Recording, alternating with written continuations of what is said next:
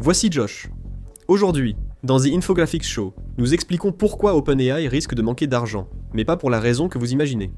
Le créateur de ChatGPT paraît être un roi de la tech, avec 20 milliards de revenus, mais des feuilles de calcul internes révèlent une surprise. Dès 2026, ils subiront des pertes annuelles, prévues de 14 milliards de dollars. D'ici 2029, les dépenses cumulées pourraient atteindre 115 milliards. Le produit fonctionne, mais les factures sont liées à des contraintes réelles coûteuses. Voici ce que la plupart des gens ne voient pas. Les pertes massives résident dans un fait simple. L'IA n'est pas simplement une autre application, et elle se comporte différemment de tout logiciel que nous avons jamais conçu dans le monde du logiciel traditionnel. Pour créer une meilleure application, on embauche de meilleurs ingénieurs et écrit un code plus propre, ce qui a un coût humain. L'IA, elle, fonctionne selon les lois d'échelle. Des règles mathématiques définissent comment l'IA progresse, mais elles sont très coûteuses. Elles sont simples, pour qu'un modèle soit 2 fois meilleur. Doubler vos efforts ne suffit pas. Il faut accroître fortement la puissance de calcul. C'est une question de force brute. De légers progrès en intelligence exigent d'énormes investissements. Ça semble fou, mais attendez de voir les chiffres. L'entraînement de GPT-4. Le modèle qui a vraiment lancé la révolution a coûté environ 100 millions de dollars en puissance de calcul. C'est un entraînement complet, soit l'apprentissage du modèle depuis zéro.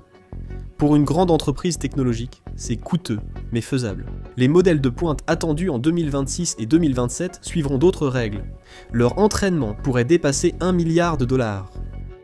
Nous sommes arrivés à un point où une seule session d'entraînement pour un modèle d'IA coûte plus que le PIB de certains petits États insulaires. Et cela ne fait qu'empirer. Vous ne pouvez pas simplement l'entraîner une fois et passer à autre chose. Il faut continuer à le faire. OpenAI est piégé dans un cycle où ils doivent dépenser ces milliards de dollars simplement pour rester légèrement en avance sur leurs rivaux, qui offrent une technologie similaire gratuitement. Cela crée un fossé fondamental dans leur modèle économique. Leurs coûts sont liés à des réalités physiques, l'électricité et le silicium, qui sont chers et rares, mais leur capacité à augmenter les prix est limitée parce qu'il y a tellement de concurrence. Le calcul est simple, et il est catastrophique. Les coûts explosifs dépassent les revenus, l'argent s'épuise, et l'hémorragie financière s'aggrave encore. Pour faire le gros du travail, OpenAI a besoin de puces d'IA haut de gamme comme les Blackwell B200 de Nvidia. Ce ne sont pas des processeurs ou cartes graphiques classiques. Chacune coûte entre 30 000 et 40 000 dollars, et on ne peut pas en acheter qu'une seule. Pour entraîner un modèle de pointe, il faut un cluster. Cela signifie des dizaines de milliers de ces puces, toutes connectées entre elles avec des liaisons à haute vitesse et des systèmes de refroidissement liquide. Et c'est là que les coûts commencent vraiment à s'accumuler.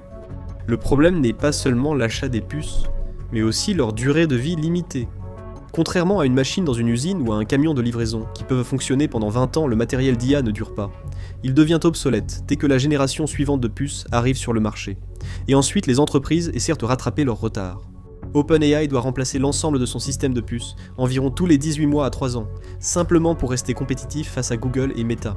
Imaginez une entreprise de transport contrainte de renouveler sa flotte tous les 18 mois, car les anciens camions deviennent trop lents pour livrer. C'est la réalité économique du matériel d'IA. Les milliards dépensés par OpenAI pour le matériel ne sont pas un investissement durable. Ce sont des dépenses éphémères, la valeur chute vite. Si le coût des puces ne suffisait pas, une autre facture devient plus inquiétante, celle de l'électricité, comme le montre bien le projet Stargate. On le décrit simplement comme un nouveau superordinateur géant. Mais en réalité, c'est un pari de 500 milliards de dollars. 500 milliards, oui, c'est exact. Pour mettre cela en perspective. 10 gigawatts pourraient alimenter des millions de foyers. C'est l'équivalent de plusieurs réacteurs nucléaires à pleine puissance rien que pour ce projet. Pourquoi est-ce important ? Les coûts et l'extension du réseau électrique restent fixes. Ils ne disparaissent pas. Impossible de développer la prochaine génération d'IA sans cette puissance. Le problème n'est pas seulement le coût de l'électricité, mais aussi l'approvisionnement en transformateurs haute tension et la capacité limitée du réseau national. Le réseau électrique actuel ne suit pas la demande, poussant OpenAI à négocier un accès direct à l'énergie nucléaire et à de grandes fermes solaires. Ces coûts liés aux services publics créent un seuil élevé pour leurs dépenses d'exploitation. Chaque utilisateur gratuit de ChatGPT coûte littéralement des milliards, et il n'y a aucun moyen d'y échapper. Cela rend presque impossible de maintenir des bénéfices sains, lorsque vous essayez d'offrir un service gratuit à des centaines de millions d'utilisateurs chaque fois que quelqu'un utilise ChatGPT gratuitement. OpenAI doit payer l'électricité et l'usure des composants en silicium. Donc si OpenAI perd des milliards de dollars en puces et en électricité, comment restent-ils ouverts? Comment payent-ils leurs employés? Et cela nous amène à l'un des aspects les plus mal compris de l'histoire d'OpenAI, son accord avec Microsoft. On dit souvent que Microsoft a investi des milliards dans OpenAI, et apparemment, ces fonds sont bien arrivés. C'est en fait un montage financier cachant la trésorerie très limitée de la startup. Quand Microsoft investit des milliards, beaucoup de cet argent reste chez Microsoft. Ils offrent à OpenAI des crédits cloud, similaires à une carte cadeau, ce qui peut sembler être de l'argent réel, mais ça ne l'est pas.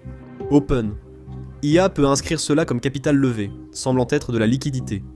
Cependant, ces crédits doivent être utilisés sur Azure, le cloud de Microsoft, pour faire tourner leur modèle. Cela recycle en fait l'investissement dans le flux de revenus de Microsoft.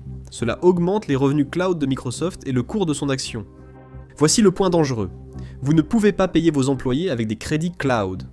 OpenAI embauche un chercheur à 2 millions de dollars par an. Ils ont besoin de liquidités lorsqu'ils doivent payer des bureaux ou des frais juridiques. Ils ont besoin d'argent. Cela crée une illusion d'optique financière. Microsoft investit 10 milliards, mais cet argent n'est pas versé à OpenAI. Il s'agit de coupons numériques, utilisables uniquement sur les serveurs Microsoft. OpenAI subit une forte pression chaque trimestre fiscal et doit lever des fonds auprès d'investisseurs pour payer salaires et factures non couverts par les crédits Microsoft. Si les investissements extérieurs ralentissent, OpenAI connaîtra une crise de trésorerie. Ils disposent de beaucoup de temps machine, mais manquent de liquidité pour retenir leur équipe face à la concurrence. Malgré ces coûts, les investisseurs continuent d'injecter de l'argent. En mars 2025, OpenAI a levé 40 milliards de dollars, réalisant le plus grand financement privé jamais vu, dépassant même l'introduction en bourse de Saudi Aramco. Mais ce qui est vraiment étrange, c'est que Saudi Aramco génère des centaines de milliards de revenus. Et surtout, elle détient de vrais actifs tangibles, des réserves de pétrole mesurables et commercialisables. OpenAI est une start-up déficitaire qui dépense des milliards par an. Sa valeur repose principalement sur la propriété intellectuelle, que n'importe qui peut essayer de copier. Alors, qu'est-ce que cela signifie pour la survie à long terme d'OpenAI? La réponse va vous surprendre. Les investisseurs misatent sur la promesse d'un marché encore inexistant, afin qu'OpenAI atteigne 1000 milliards de dollars. Il doit être plus qu'impressionnant. Il doit remplacer des dizaines d'outils moins chers déjà utilisés par les entreprises. La majorité des entreprises répartissent leur budget IA entre plusieurs petits fournisseurs, et non un seul grand. OpenAI construit quelque chose d'énorme et de coûteux, pariant qu'un jour, tout le monde en aura besoin. Mais pour l'instant, rien ne garantit que cette demande existera. Et cela nous amène au modèle économique risqué, dans lequel les entreprises de logiciels survivent, en rendant difficile le départ de leurs clients. Salesforce fait cela parce que transférer toutes vos données est un vrai casse-tête. Netflix agit ainsi car ils détiennent des séries exclusives. OpenAI apprend une leçon difficile. Les utilisateurs sont opportunistes. Si Gemini de Google ou Llama de Meta offrent une réponse similaire à moindre coût, ils partiront aussitôt. Près de 75% des revenus d'OpenAI proviennent des abonnements. Mais les annulations augmentent, et une fois la nouveauté passée, la plupart des utilisateurs cessent de payer. Les grandes entreprises restent sceptiques. Seuls 20 à 30% utilisent durablement l'API d'OpenAI. Beaucoup optent pour des modèles open source comme LLMA pour la confidentialité des données et des coûts réduits, sans contrainte d'OpenAI. Pas de réseau intégré, aucune donnée bloquée. Ils peuvent changer de fournisseur du jour au lendemain, la concurrence étant aussi intense que la consommation de liquidité d'OpenAI. La publication gratuite des modèles Llama par Meta n'était pas de la charité, mais une tactique. Lorsque Mark Zuckerberg donne à tout le monde un accès gratuit à leur intelligence artificielle haut de gamme, il fixe effectivement un plafond à ce que OpenAI peut facturer. Meta peut investir dans des modèles open source car ils améliorent les publicités sur Instagram et Facebook. Leur business est la publicité, pas la vente d'IA. OpenAI n'a pas ce luxe, leur seul produit est l'IA elle-même. Ils se battent pour s'imposer pendant que leurs concurrents cassent agressivement les prix pour les empêcher de gagner du terrain. Et le temps presse. OpenAI est sous pression, cerné par des géants comme Microsoft et Google, qui disposent de ressources financières quasi illimitées. Des concurrents agiles comme Anthropic et Mistral. Anthropic se distingue par une opération plus efficace, axée sur la sécurité, la fiabilité et des dépenses réduites. Pendant ce temps, DeepMind de Google attire des talents, forçant OpenAI à offrir d'importants packages d'actions, efficaces seulement si la valorisation de l'entreprise croît. Si la valorisation stagne, les chercheurs, principal atout de l'entreprise, pourraient partir. Comme si perdre des milliards, affronter la concurrence et perdre des talents ne suffisait pas. Les régulateurs à Washington et à Bruxelles tournent autour. Début 2026, la FTC et l'Union européenne ont intensifié leurs enquêtes antitrust sur le partenariat entre Microsoft et OpenAI. Les régulateurs examinent si l'investissement de Microsoft est en fait une acquisition déguisée visant à contourner les lois sur les fusions. Limiter le pouvoir de Microsoft sur OpenAI ou imposer une séparation priverait la start-up de son soutien financier. S'ajoutent les tensions géopolitiques croissantes. Les contrôles à l'export sur les puces d'IA réduisent le marché mondial, tandis que les nouvelles règles de sécurité de l'IA imposent une forte charge de conformité. OpenAI a maintenant besoin d'armées d'avocats et de chercheurs en sécurité, des rôles coûteux qui ne génèrent aucun revenu. Le danger devient évident quand on regarde l'histoire. Uber a perdu des milliards avant son introduction en bourse, ou introduction en bourse mais elle construisait un réseau physique dans des milliers de villes.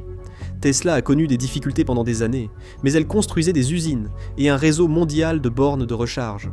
Quelque chose de réel, impossible à copier rapidement par les concurrents. OpenAI, elle, dépense des milliards sans réseau ni actifs physiques solides. La production d'OpenAI dépend entièrement de la puissance de calcul, fournie surtout par les coûteuses puces Nvidia. Contrairement à Tesla ou Uber, OpenAI perd de l'argent à chaque question complexe posée. Et rien n'empêche les utilisateurs de partir dès demain. L'entreprise mise désormais tout sur un seul calendrier désespéré. Ils se hâtent de créer une intelligence artificielle générale, capable de penser et d'apprendre comme un humain, avant que les fonds ne manquent. Ce n'est plus une stratégie commerciale logicielle classique. Si OpenAI parvient à créer un modèle suffisamment intelligent pour accomplir le travail d'un expert humain dans n'importe quel domaine, leur consommation actuelle de liquidité n'aurait plus d'importance. Le chiffre d'affaires pourrait, en théorie, exploser. Ils conçoivent un monde où leur IA fait bien plus que résumer des emails. Elle supplante des départements entiers de fiscalité, de codage complexe et de stratégie commerciale à une vitesse surhumaine. S'ils atteignent ce cap, ils pourraient facturer un prix premium couvrant toute dette, même énorme. Si OpenAI perd entre 14 et 17 milliards de dollars par an, chaque mois de retard coûte plus d'1 milliard de dollars. Si la percée vers l'AGI prend 5 ans au lieu de 2, ils auraient un déficit de près de 100 milliards de dollars juste pour maintenir l'activité. Aucun investisseur ne peut combler cela rapidement. Que se passe-t-il si l'argent manque ? On pourrait s'attendre à un crash, mais la réalité est autre.